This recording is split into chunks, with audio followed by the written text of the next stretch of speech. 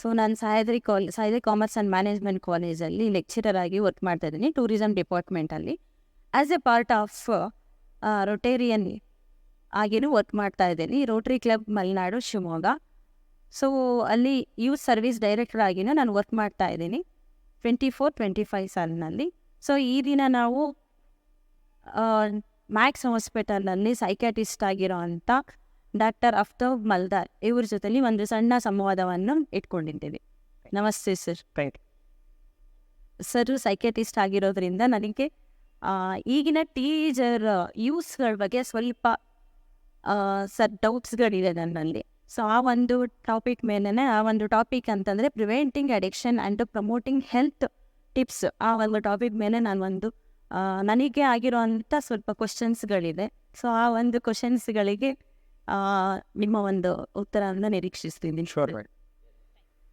Sir, ಈ ಸಂಬಂಧವಾಗಿ ನನ್ನ ಮೊದಲನೇ ಕ್ವಶನ್ ಬಂದ್ಬಿಟ್ಟು, ಸೊ ನಮ್ಮ ಎಲ್ಲರ ಮನೆಯಲ್ಲೂ ಟೀನೇಜ್ ಮಕ್ಕಳು ಇದ್ದೇ ಇರ್ತಾರೆ.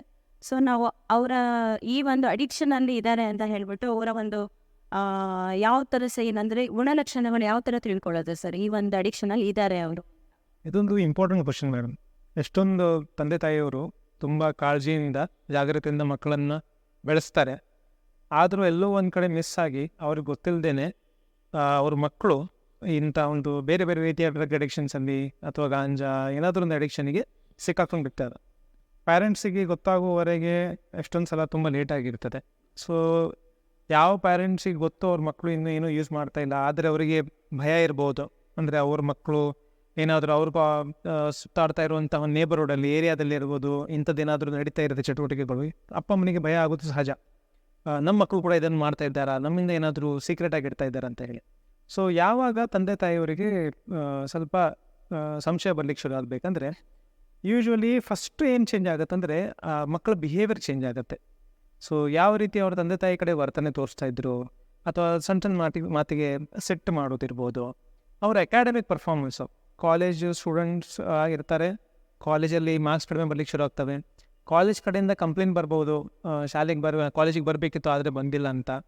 ಅದೇ ರೀತಿಯಲ್ಲಿ ನೀವು ಅವರ ಸ್ಲೀಪ್ ಟೈಮಿಂಗ್ಸಲ್ಲಿ ಚೇಂಜು, ರೂಟೀನ್ ಆ್ಯಕ್ಟಿವಿಟೀಸ್ ಎಷ್ಟು ಗಂಟೆಗೆ ಹೇಳೋದು, ವೇರಿಯೇಷನ್ಸ್ ಅನ್ನು. ಸೊ ಏನು ಮಾಡ್ತಾರೆ, ಎಷ್ಟೊಂದು ಜನ ಏನಾದ್ರೊಂದು ಯೂಸ್ ಮಾಡಬೇಕಂದ್ರೆ ಇಂಥ ಒಂದು ಮಾದಕ ವಸ್ತುಗಳನ್ನು ಜೊತೆಗೆ ತಂದು ಮನೆಯಲ್ಲಿ ಒಂದು ರೂಮಿಗೆ ಹೋಗಿ ಲಾಕ್ ಮಾಡಿ ಬಿಡೋದು, ಮತ್ತು ಅದು ಯೂಸ್ ಮಾಡಿ ಆಟ್ ಟೈಮಿಗೆ ಮಲಗೋದು, ಬೇರೆ ಟೈಮಿಗೆ ಎದ್ದೇಳೋದು. ಹಾಗೇನಾದರೂ ಅಪ್ಪ ಅಮ್ಮ ನೋಡ್ತಾರೆ, ಉದಾಹರಣೆಗೆ ಬರ್ತಾ ಬರ್ತಾ ಇತ್ತೀಚೆಗೆ ತೂಕ ಕಡಿಮೆ ಆಗ್ತಾ ಇದೆ, ಅಥವಾ ಕಣ್ಣು ಮನೆಗೆ ಬಂದಾಗೆಲ್ಲ ಕೆಂಪಿರ್ತವೆ, ಅಥವಾ ಮನೆ ನಿಮ್ಮ ಟೀನೇಜರ್ ಯಾರಿದ್ದಾರೆ ಅವ್ರ ರೂಮ್ ಹತ್ತಿರ ನಿಮ್ಗೆ ಏನಾದರೂ ಹೊಗೆ ವಾಸನೆ ಬರೋದು, ಈ ರೀತಿ ಏನಾದರೂ ಬರ್ಲಿಕ್ಕೆ ಶುರು ಆಯ್ತು ಅಂದರೆ ಸಂಶಯ ಸ್ಟಾರ್ಟ್ ಆಗಬೇಕು. ತುಂಬ ಇಂಡಿಪೆಂಡೆಂಟ್ ಆಗೋದು ಸ್ಟಾರ್ಟ್ ಆಗಿದ್ದಾರೆ ಅಂದರೆ ನಾವು ಅವರನ್ನು ಸ್ವಲ್ಪ ಅಬ್ಸರ್ವ್ ಮಾಡ್ತಾ ಇರ್ಬೇಕು. ವೆಯ್ಟ್ ಲಾಸ್ ಆಗೋದಾಗಿ ಕಣ್ಣೆಲ್ಲ ಸ್ವಲ್ಪ ರೆಡಿಶ್ ಇರ್ತವೆ.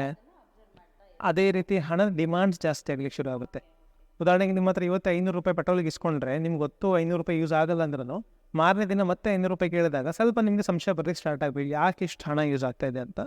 ಸೊ ಇದನ್ನೆಲ್ಲ ನೀವು ಸ್ವಲ್ಪ ಗಮನದಲ್ಲಿ ಇಟ್ಕೊಂಡ್ರೆ ಬಿಹೇವಿಯರ್ ರೂಟೀನ್ಸ್ ನೋಡಿ, ಪ್ರತಿಯೊಂದು ನಾನು ಏನು ಹೇಳಿದ್ದೀನಿ ಇದು ಪ್ರತಿಯೊಂದು ಯಾರ ಜೀವನದಲ್ಲಿ, ಯಾವ ಟೀನೇಜರ್ ಜೀವನದಲ್ಲಿ ಆಗುತ್ತೆ, ಅವರಿಗೆ ಬರೀ ಡ್ರಗ್ಸ್ ಯೂಸ್ ಮಾಡ್ತಾ ಇದ್ದಾರೆ ಅಂತ ಅಲ್ಲ. But these are some signs. ಈ ರೀತಿ ಏನಾದರೂ ಆದರೆ ಆವಾಗ ಕೂತ್ಕೊಂಡು ಅವ್ರ ಜೊತೆಗೆ ಮಾತಾಡಿ, ಅಥವಾ ಎಕ್ಸ್ಪರ್ಟ್ಸ್ ಇದ್ದಾರೆ, ಫುಡ್ ಹ್ಯಾಬಿಟ್ಸಲ್ಲೂ ಒಂದು ಚೇಂಜಸ್ ಆಗಬಹುದು, ಫುಡ್ ಹ್ಯಾಬಿಟ್ಸಲ್ಲಿ ಚೇಂಜಸ್ ಆಗಬಹುದು.